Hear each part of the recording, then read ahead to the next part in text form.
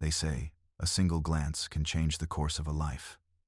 In the low, heavy air of July in 1830 seconds, Georgia, a glance could also seal a fate. Picture the Whitfield plantation at sundown. Magnolias heavy with perfume. The cotton fields like a soft white ocean under a sky already bruised with evening. From a distance, the main house sits proud, its columns, its lantern-lit windows, the whole property a small kingdom of rules and invisible borders. Some of those borders are physical, most are not. Some are enforced by fences and whips. Others are written into the very way people are allowed to look at one another. Solomon is a craftsman. He is the man who makes the house speak in wood molding, bookcases, a staircase that could be mistaken for an heirloom of a family that thinks itself refined by luck and titles. His hands turn plain boards into something that looks like patience and care. It is those hands that make him valuable to the Whitfields. It is those hands that also make him visible. Elizabeth Whitfield arrived from Boston 3 months before with a trunk of unfamiliar things and an inheritance she never asked for. The cotton country didn't soften her edges. It sharpened them. She was a woman reared on a different horizon, with a curiosity that didn't know where to stop, and when she looked at Solomon, it did not pause at the line that most people learn to draw and never cross. She looked at him like one human looking at another, not like a mistress looking at property. The first time she said, "Your work is remarkable." It might have been only a compliment. The second time, it became something else. History, the history you were never meant to feel, the weight of moves slowly, but sometimes it snaps in an instant.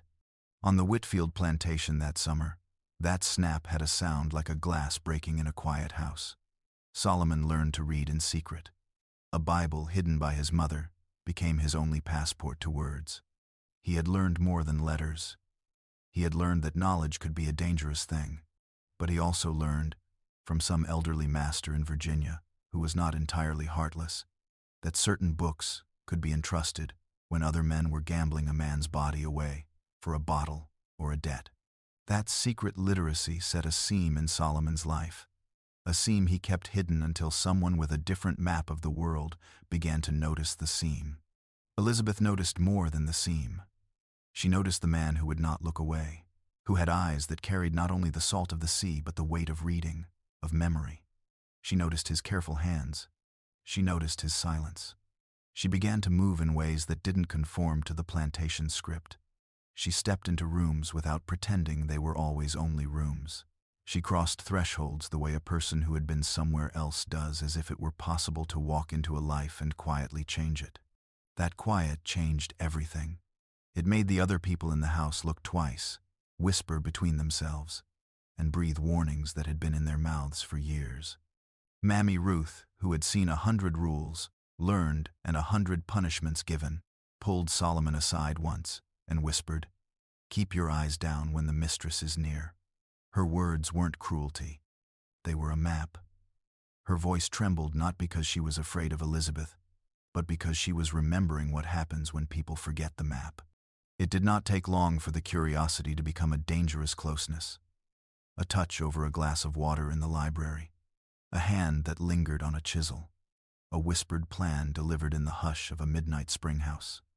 Elizabeth did not propose escape as an abstraction. She offered it as a possibility she had read about in abolitionist pamphlets. The sort of thing her cousin in Philadelphia might need to keep secret but could whisper in a letter. She had money hidden away in a grandmother's trunk.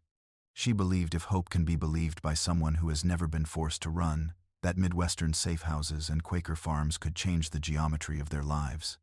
Solomon heard the word freedom and felt it like an ache in a place he had long learned to keep numb. He also felt the math of the punishment. In the world he knew, a black man found with a white woman meant more than scandal. It meant blood. It meant a rope. It meant a spectacle the county designed to remind everyone where the lines were drawn. Elizabeth's proposed route pulsed on paper in his head. A map, an X for safe houses, a brass compass like a small, trembling promise. She drew the plan with the innocence of a person who had never had to flee, and the urgency of someone newly awake. "We could reach Philadelphia in a month," she said. "From there, Canada." She did not seem to understand the arithmetic of unequal punishments, that for her the cost might be exile or reputation or divorce, but for him it was almost certainly death. That didn't stop her. That didn't stop them. The plan got a date. 3 days until the Henderson dinner. 3 days until the overseer would be distracted. 3 days to pack a life into a bundle of oilcloth and prayer. The days between intention and action are often where stories prove their truth. Solomon counted the hours with the steady precision of someone who had learned to make his life measurable by the pace of his hands. The other house slaves noticed. The fields were watched like an orchard of secrets. Mr. Daniel's overseer and habitual drunk was a variable they counted on because sometimes he closed his eyes early and left the fence with a gap. But even in that small mercy, the farm replaced one danger with another. New men arrived, hired with coin and appetite. Tracking dogs were reported tied up in the shed. On the night they were meant to go, storms traveled across the sky like an omen or a cover. Lightning chased them with white fingers. Thunder turned the world into a drum. Some old folks said storms are the voices of ancestors. Solomon listened as rain drew lines through the plantation and felt a foreboding in the rhythm. He went anyway. Elizabeth met him at the spring house, hair unpinned, eyes wild with a resolve he had not expected. She stepped toward him, disregarding 1,000 rules, as if they were only paper, and paper could be burned. They left with the moon like a witness. They moved by the creek he had known since childhood, avoiding the overseer's yard, skulking past the big oak. At the river, the Chattahoochee swollen from the storm, a skiff lay like a promise half fulfilled. A bullet cracked the night and a watchman shouted. The world shifted into its cruel expectation. Someone had seen them. The boat took them. The boat betrayed them with a bullet that opened its belly. A shot split timber. Wood splintered like the thin armor of hope. The skiff succumbed. They plunged into a river that wanted to keep them. The current took both of them, and for a moment, the landscape was only water and the animal need to keep breathing. Solomon has known hard things. He had learned to swim as a boy, taught by an older man who said a man should know how to move through water. That knowledge became more than a skill, it became a lifeline. He fought the river for both of them, pulling Elizabeth as best he could, feeling her weight and the chill stealing his strength. At the far bank, the river spat them ashore like an indifferent god. Elizabeth lay limp. Water filled her lungs and emptied them of color. Around them, lanterns bobbed like small, accusing suns. The hunt had not ended at the water. They ran through woods that smelled of wet earth and old leaves. They ran with the kind of speed that did not feel like liberty. It felt like survival. Each step was a new calculation. Which way to the first safe house? Which creek to follow? How many hours until dawn? Each calculation was made smaller by the way a shout could travel across a clearing and turn night into a search party. They found Jeremiah and Ruth's cabin by such a stroke of grace as fiction sometimes permits. Jeremiah was weather-worn and taciturn. Ruth moved with an ease learned from a life of mending and tending. They treated Elizabeth's fever without ceremony and without question, pulling her from the brink with herbs, hot water, and a kindness that had nothing to do with the price on their heads. But kindness does not erase the world. Word had already moved faster than bodies. The bounty had been set. The plantation had put a price on them. Money, a rope, the language of a county that performed its punishments so everyone would be reminded to stay inside their lines. Solomon sat in that cabin and felt many things at once. Gratitude, shame, a fresh, brittle hope. He had left the plantation with a woman who had offered him everything she could imagine, money, a map, a knife, and had crossed the river into a world that might let them live. Yet even the shelter of Jeremiah and Ruth was temporary. Search parties would come. Men on horseback would ride the paths. The county would marshal its machinery. And Elizabeth, for all her courage, was still weak from the river. She could not walk the miles ahead at full speed. There would have to be movement, choices, sacrifices. That is the particular cruelty of a fugitive's life. The decision to press forward always arrives wrapped in risk and an impossible arithmetic. Solomon learned early that love can be its own kind of danger, and that bravery in a woman who had been raised with privilege could cost him everything. He also learned that sometimes the only people who can save you are those who have nothing to gain and much to lose. In the dim glow of the cabin, with a map spread on a table like a fragile world, Solomon listened as Ruth and Jeremiah traced a route north and named Reverend Cooper a man who kept a small, hidden settlement they called New Hope. The plan was a thread. Simmons Place across the county line, freight haulers to Tennessee, then on through a net of people who would risk their lives to move others through darkness. It was the underground as rumor had become a road. You could call it hope. You could call it madness. For Solomon, in that moment, it was both. The choice to leave with Elizabeth had already been made. The choice to keep going would be made again and again, in the river and in the forest, and beside the beds of strangers who warmed the fevered. Outside, the cotton fields slept under a sky beginning to unroll its stars. Inside the cabin, a man who had been taught to look down finally let his gaze lift, just for a second, and saw not the lines the world had drawn but another human being breathing beside him, fragile and real and frighteningly ordinary. He had no illusions about the road north. He knew what the county's law could do. He knew what the men on horseback were already promising in the dark. Still, when you stand at the edge of one life and could try to step into another, even the smallest spark of possibility presses hard against the chest. That evening, as they listened for the baying of hounds, as Jeremiah patched boots and Ruth mixed bitter herbs, Solomon felt the old division rearrange itself. He had been property his whole life, and property does not choose. But a man with a map in his pocket and a woman's whispered vow in his ears, a man with a plan and a knife and a river's memory in his bones might, just this once, choose. And when the knock came on the door that night, a frantic drummer of warning that the county had not yet tired, Solomon tightened his jaw, set his hands to the small tools he'd brought, and realized the truth that would haunt him for years if he survived. Running toward freedom makes saints and martyrs of ordinary people. It also makes choices you cannot take back. They would have to leave before dawn. They would have to trust strangers. They would have to carry a fevered woman's life north through a landscape that had already declared what it would do if it caught them together. That is where we leave them for now, with a map that might be a life, a compass that might be a promise, and two people bound by a single, dangerous hope.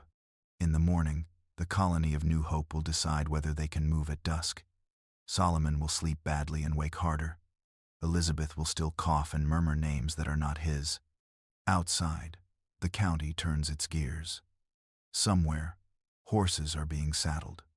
If you think the hardest part of this story is the river, you're not seeing the shape of the world that made the river a verdict. The blood of law and custom runs deeper than water. The real crossing is not of the Chattahoochee. It is of the line between being owned and being someone who chooses. Solomon has stepped over it once. He will have to step again, or die trying. They left New Hope after dusk, the village swallowing them in a small, disciplined ritual of goodbyes and whispered prayers. Reverend Cooper walked them to the edge of the settlement and placed a hand on Solomon's shoulder like a benediction and a charge. "You don't carry just yourselves now," he said simply. "You carry everyone who ever helped you. Move as if you can be seen, but hide like you'll be hunted. Trust your feet in each other." Marcus and two other men from the settlement fell in behind them for the first mile, melting into the trees until only the hush of their presence remained. The trail north was a braided thing of paths and creek beds and old logging roads, routes that changed with seasons and news. They kept to water when possible because traveling in the stream muffled scent for hounds and blurred footsteps for riders. But moving in water meant cold and exposure and, for Elizabeth, frequent stops. Each pause made Solomon count the possibilities, good and horrible, like knots on a rope he was using to climb a life out of reach. Night sharpened their senses. The world became an orchestra of small things. A twig snapping like a gunshot, hoot of a far owl, the whisper of water skimming over stone. Elizabeth learned to move with less noise each night, her gait more careful, less reliant on strength and more on timing. The first full day after leaving New Hope, they sheltered in a hollowed log while a thunderstorm they had hoped would mask them instead stripped leaves from branches and turned paths into slick tracks of mud. Elizabeth coughed and spat dark water into the underbrush. Fever softened its hold, but the cough remained like a splinter. Solomon wrapped a blanket tighter around her shoulders and felt the cold of the world settle not just on their skin but in his chest, where dread moved like a small animal pacing its cage. By the third night they reached Simmons' place, a larger homestead run by a man who pretended to be indifferent to the cause while secretly ferrying people through. He was a blunt-handed freight hauler. His freight wagon smelled of tar and rope and leather, and he had ways of falsifying manifests and a list of haulers who made regular trips west without asking questions. They met him in the shadow of a barn, where lantern lights struck like a promise, and Solomon watched as he traded the small sack of money Elizabeth had given him for a space inside a covered wagon. 2 seats hidden behind bales, hidden under a tarpaulin. "You'll ride slow and low," Simmons instructed, his voice a rasp softened by tobacco. "You'll leave as soon as the grocer finishes loading. Stay inside until the county line is behind you. If anyone asks, you're freight, and don't answer." The mechanics of escape rarely felt noble. They felt clumsy and mechanical, a series of tiny deceptions glued together with prayer. The wagon jolted over rutted roads, clattered across a bridge that smelled of rot, and for a few hours Solomon allowed himself to think the most perilous part might be over. But the country is made of people, and people carry rumors faster than wagons. At a faded crossroads, a deputy in a gray coat glanced into the wagon, and for a long heartbeat Solomon felt the world narrow to the deputy's face and the edge of his hat. The deputy shrugged and moved on, bothered by nothing, but the moment carved into Solomon a new awareness. There would be close calls like this the whole way north, and most of them would depend on small acts of luck or the humanity or the callousness of strangers. They reached the county line with the first light of dawn, a pale seam on the horizon. Passing over it felt less like crossing than like stepping into a kind of silence. Men who had looked at them only as property weeks before now squinted in new ways, trying to read the color of their souls as if it were a map. At a tavern on the other side of the line, Solomon watched Elizabeth in a mirror behind the bar. She stared at her reflection with eyes that had been hollowed by what they'd seen and done. For the first time since they'd met, she cried openly, the tears carving clean paths through the grime on her cheeks. "You left everything," she said to him later, when they lay in a hayloft while the wagon waited for repair, "and I couldn't take it back. I would rather burn it down than keep living as if none of it mattered." He held her hand and let her weep into his palm, and it felt like both an honor and an indictment. The journey north was a patchwork of hidden rests, false names, and the ever-present choreography of fear. They moved from wagon to freight to a farmer who owed a debt and would hide them for a night in exchange for labor. Each safe house had its own rules, secret knocks, code phrases, the way someone would slide a bowl of thin soup and a loaf of bread without looking you in the eye. The network was big enough to shelter their bodies, small enough to never feel completely safe, and generous enough to hold so many fragile people that it felt like walking through a tapestry of sacrifices. Elizabeth learned how to bandage blisters, to dry clothes with the heat of a lamp, and to knot a rope so it wouldn't squeak. Solomon learned how to pay attention to the smallest cues, a squeak in a floorboard, the way a dog's ears pricked at a knock, the precise cadence of a knock that was true. And yet, freedom's path answers to history as much as it does to courage. The closer they came to cities and rivers that linked the northward roads, the more eyes watched. Men who had been hired to find them were not just local farmers but hired laborers, sometimes deputized, sometimes men who believed a man's life could be weighed in coins. At a river crossing near a small industrial town, a man who had once worked the plantation now wore a soldier's coat and a face that had been hardened by service and small cruelties. He paused beside the ferry while Solomon and Elizabeth boarded. Solomon felt every inch of the man's stare like a finger on the sorest part of his life. The man did not speak, but he did not need to. Elizabeth's hand squeezed Solomon's, as if to tell him they were both counted and at risk. They reached Philadelphia after a month of nights and small mercies. The city smelled like salt and coal and printing presses, and it felt to Elizabeth like a place where people moved with less fear of glances. Yet the North held its own hazards, whispers about miscegenation that could become knives even away from cotton fields, legal intricacies that could render mercy bureaucratic rather than kind, and the grim fact that some stations on the road took payment in favors. They found the people Elizabeth's cousin had spoken of, abolitionists who ran small, well-hidden rooms for those moving further north.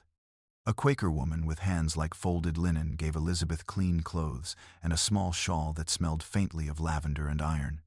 Solomon sat in the back corner of a narrow room and watched the way men and women moved around him like tides, always ready to push away danger with a plan or a look. For a while, the world seemed able to breathe. The days here carried a different rhythm, shops open in daylight, the press of politics on doors, ministers preaching not merely at the altar but in streets. Solomon took odd jobs, woodwork that paid in small coins, and kept his hands skilled and busy. Elizabeth worked in a small room sewing under a lamplight, her fingers less certain than they had once been but moving with purpose. Yet even in the North, they were not safe enough to exhale completely. A letter arrived from a man Solomon had known on the plantation, a whisper of revenge and the suggestion that Whitfield's wrath had not diminished with distance. They burned the letter in the stove and prayed that burning paper could erase the weight of a man's obsession. The network urged caution. "You will not stay long," said a woman named Margaret, who ran a small boarding house with shutters bolted tight. "From Philadelphia you can make arrangements for Canada. But the road is long, and there are men who make a living on grudges. Don't make yourself visible. Don't fall in love with the idea of permanence here." Solomon looked at Elizabeth and felt how the rules of the world were folding themselves into new patterns around them. She had family in Boston who might help get them to the lakes where steamships crossed for Canada. The word Canada carried to Elizabeth the same lightness that had once carried her to the idea of change. A place beyond U.S. law. A place where a person could breathe legally. The days in Philadelphia were a strange mix of relief and restlessness. Elizabeth grew stronger but never fully left the tremor of what they'd been through. She walked to the window sometimes and watched people's faces passing by, as if cataloging features to see who might become friend or danger. Solomon learned to watch for police who lingered too long at corners, for men who asked strange questions about freight wagons and passengers. A single mistake, a single careless word, could undo months of planning and days of running. It was in one of those quiet afternoons, when the story's shape bent and tightened. A man arrived in the neighborhood who had once been a stable hand at Whitfield's. He recognized Solomon's manner, the tilt of his head, the way he rubbed his thumb over the side of a chisel's handle. The stable hand's eyes asked a question without words. "Are you the same man?" The answer in Solomon's face was guarded, and the stable hand retreated, but not before speaking to a man who liked coins and had learned that reputations could be paid for. That was the small thing that shifted momentum. A rumor fed to a man who could ride and men who could follow. Within days, men started asking odd questions about strangers, and a note appeared on the door of the boarding house. Someone had seen them. The note was a small, precise terror. 3 words that might have been written by a bored hand, but carried a county's worth of menace. "Run, if you can. Panic is a poor counselor. It makes people move like prey." Margaret called Reverend Cooper's people, and the network flowed, a river of assistance and careful steps. Elizabeth packed a small satchel and gripped Solomon's hand like an anchor. "We have to go tonight," she said, the decision absolute, even as fear trembled the edge of her voice. They left the boarding house in the dim, carrying only what they could and trusting in men who had become maps. The city offered itself like a maze of alleys and docks, and they moved through it like shadows, slipping under bridges and along wharves, until they came to a small boat that would take them to a ferry and then north again. As the oars cut the dark water, leaving the city lights behind, Solomon looked at Elizabeth and saw how the journey had changed her. The woman who had once laughed at his jokes and held a glass of water in a library now stared into the river with a look of someone who had been reshaped by danger. "We did the only thing we could," she said softly. "You didn't owe me anything, Solomon." He felt the weight of that confession like a stone. There are many kinds of debts in the world. debts of blood, debts of kindness, debts of survival. He understood then that their journey had become a ledger of sacrifices, and that every step northward added entries neither of them could erase. They would cross another river at dawn, meet allies who knew codes and coyotes of mercy, and then stand before the last hard choice that all people on this road face. How much of yourself do you risk for someone else? Solomon had already given an answer once when he had pulled Elizabeth from the river and carried her to shore. He had traded the safety he might have had in being invisible for the claim of being her partner in flight. That claim had made him rich in ways he had never known and poor in ways history could weigh in a balance. Night folded into gray as oars slowed and a ferry's lamps swam toward them. In that light, as the world of the United States passed behind and the unknown country for which they aimed declared itself ahead, Solomon felt the fierce, unmoored truth of their lives. That freedom asks for everything it does not guarantee. The last crossing before Canada wasn't a river. It wasn't even a border patrol, or a night rider, or a rumor traveling too fast. It was a hallway narrow, low-ceilinged, and lit by a single lantern that swung like an unsteady heartbeat. And in that hallway, a door waited. Beyond the door, either freedom or another version of the same old fate. Solomon had learned by now that moments which look small from a distance carry the weight of generations up close. For him and Elizabeth, this hallway was a ledger, and the door was the sum of every risk taken, every kindness given, every mile walked. The hallway belonged to a man named Anson Pike, a ship carpenter with a cabin smelling of pitch, tobacco, and sawdust. His house sat near the shoreline of Lake Ontario, its shingles battered by wind, its windows rattling in the night breeze. Pike was a man of few words and fewer loyalties except one. He believed in moving people north when the world behind them had nothing left to give but harm. He had ferried runaways for 8 years before a cousin in Maryland sold him out, and he had spent the next 5 forging a quieter, more discreet life. When they knocked on his door after midnight, he answered with a candle stub and a raised eyebrow. "You're late," he murmured, not angry, but as if lateness itself was a danger. "Maritime patrol doubled back earlier than usual. You'll wait an hour before we move." Then he turned and walked inside, expecting them to follow. Inside Pike's house, Solomon felt the strange press of safety, the kind of safety that doesn't feel real because you've forgotten what real safety feels like. The hearth glowed faintly, filling the room with soft, amber light. A map lay across the table, hand-drawn routes across the lake, dotted with small marks that represented militia patrol patterns. Elizabeth stood close to the fire, warming her hands. Her shawl clung to her shoulders like a tired prayer. The fever had left her weeks ago, but its echo lived in the pallor of her skin and the weariness behind her eyes. "We're close," she whispered, half to herself, half to Solomon. "We're so close I can almost breathe." Solomon didn't answer at first. He watched her, and in the shape of her face he saw everything they'd carried: fear, hope, guilt, love, and something even deeper than love, the knowledge of what they'd survived together. Then he placed a gentle hand on her back, grounding her softly. "Close doesn't mean safe," he said, "but it's close enough to keep walking." She nodded. "Close enough," she repeated. Pike returned with 2 heavy coats and a wooden box. He opened the box, revealing a false bottom lined with wool. "When the patrol is out of sight, you'll board my fishing sloop. The tarps will cover you until sunrise. After that," he hesitated, eyes flicking to the window as if expecting a knock. "After that, God handles what men can't." It was not reassurance, but truth rarely is. The hour crawled by slowly, the lantern dimming, the night expiring inch by inch. Solomon sharpened a small wooden wedge with his pocket knife, the repetitious scraping of metal on wood helping settle his nerves. Elizabeth sat beside him, fingers intertwined with his. Silence wrapped around them, not comfortable, but necessary. When Pike finally said, "It's time," Solomon felt the air shift the way it shifts before a storm, before a decision that cannot be undone. They followed him out into the night. The shoreline was a black silhouette against the stars.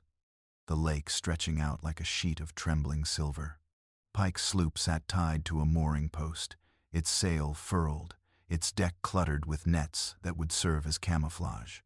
Solomon scanned the horizon. Lanterns moved in the distance. Patrol boats. He counted 3. Their arcs were predictable but narrow. Timing was everything. "Get in," Pike whispered. Elizabeth stepped into the boat first, moving with more grace than her trembling legs suggested. Solomon followed, helping her settle beneath the nets and the musty canvas tarps. Pike covered them carefully, leaving a thin slit for air. "You'll feel every wave," Pike murmured quietly. "Don't move. Don't cough. Don't speak." "We won't," Solomon promised. Pike nodded once, no blessing, no farewell, just a mutual understanding that not all goodbyes need words. Then he pushed off the dock with a long, soundless shove. The water accepted them. For the first mile, the lake was calm, its surface smooth as polished granite. Solomon listened to the rhythmic lapping against the hull. He felt Elizabeth's hand find his under the tarp. She squeezed once, not fear, but affirmation. Then twice their small, secret signal for "I'm here." He answered with 3 squeezes. "We reached the other side together." But lakes are unpredictable storytellers, and freedom is always earned in the teeth of uncertainty. A quarter-mile from the border, the first problem arrived. A patrol boat veered off course, its lantern carving a sharp line across the dark waves directly toward Pike's sloop. Solomon felt Elizabeth stiffen beside him. Pike muttered something low and guttural, a curse or a prayer, maybe both. The patrol boat closed in fast. Pike shifted the sail ever so slightly, steering into a cluster of reeds near the shoreline, a move that would look casual, almost natural, unless the patrol wanted to see more than they should. The lantern beam brushed the sloop's hull. Elizabeth's breath caught in her throat. Solomon closed his eyes. The patrol boat slowed, then kept moving. A long, shuddering breath escaped Elizabeth's lips, soft but desperate. Solomon squeezed her hand again, grounding her. But the relief lasted only seconds. A sudden gust hit them broadside, unexpected, sharp, pushing the boat off its planned course. Pike fought the tiller, muscles bunching against the force. In the dark, Solomon could hear wind tearing across the lake like something living. "Storm's shifting west," Pike called in a hushed but urgent tone. "Hold tight." The boat pitched violently. Water splashed into the hull. The tarps slid. Solomon held them tight over Elizabeth, shielding her as best he could. The storm wind tasted of cold iron and faraway thunder. Then came the second problem. Shouts. Close. Too close. Another patrol boat, this one circling back unpredictably, had spotted movement on the water. Solomon's heart slammed against his ribs. Pike took a hard turn north, letting the sloop catch more wind, even as the waves grew taller. The patrol boat followed, shouting orders across the lake, orders that were swallowed by the wind but unmistakably meant for them. "Down," Pike barked. Solomon obeyed, flattening himself and Elizabeth beneath the canvas. The boat accelerated, its small frame creaking under the strain. Minutes stretched into something that didn't feel like minutes at all, time dissolved into the rhythm of waves and shouts and the constant, suffocating fear that any second could be the last. Then, silence. The shouts faded. The waves stabilized. The wind softened. And Pike whispered something that made Solomon almost collapse in relief. They turned back. Elizabeth exhaled with a tremor that didn't fully leave her body. Solomon brushed a strand of damp hair from her forehead. "We're almost there," he whispered.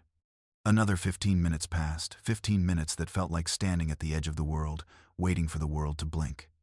Then Pike gave a single, sharp whistle. "Up," he called softly. Solomon pushed the tarp aside, and the breath punched out of him. Land. Not the land of Georgia's overseers or Alabama's night riders. Not the land of bounty hunters or plantation walls. This land looked different, wilder, untouched, pine trees rising like fingers reaching for something beyond human cruelty. "Canada," Pike said simply. Elizabeth cried not the soft, terrified sobs of their journey, but something cracked open, and raw and grateful. Solomon held her as she cried, his own eyes burning, his chest tight with something like wonder. They stepped onto shore, the sand firm beneath their feet. The wind here felt different, the air colder but lighter, as if it carried a different kind of weight. Pike didn't follow them. "I go back," he said, tying off the sloop. "Others'll need me. You go forward." Elizabeth hugged him, brief but fierce. Solomon shook his hand. "Thank you," he said simply. "No need," Pike replied. "Just live free." He pushed off into the lake without another word. Solomon and Elizabeth turned toward the tree line, where a narrow path wound upward toward a small cabin with a lantern burning in the window. The light flickered like a heartbeat, a welcome, an invitation, a promise. "Ready?" Elizabeth asked, voice trembling. Solomon nodded. "Ready." They walked. Each step felt like rewriting a line of history. When they reached the lantern-lit doorway, a woman with gray hair and soft eyes opened the door. She looked at them not with suspicion, not with fear, but with a gentle, certain recognition. "You made it," she said. "Come in, warm yourselves. Rest." Inside the cabin, the fire burned steadily, filling the room with golden light. Solomon and Elizabeth sat beside it, hands intertwined. For the first time since Georgia, they weren't running. For the first time, the future felt like a road they could walk without glancing back. Solomon looked into the fire, then at Elizabeth, alive, safe, beside him. "We crossed," she whispered. Solomon nodded. "We crossed everything," he said. And in the hush of that small cabin in a country that did not claim ownership over his body or his life, Solomon finally understood what freedom felt like. Not the absence of danger, not the erasure of memory, but the ability to choose, without fear, what tomorrow would be.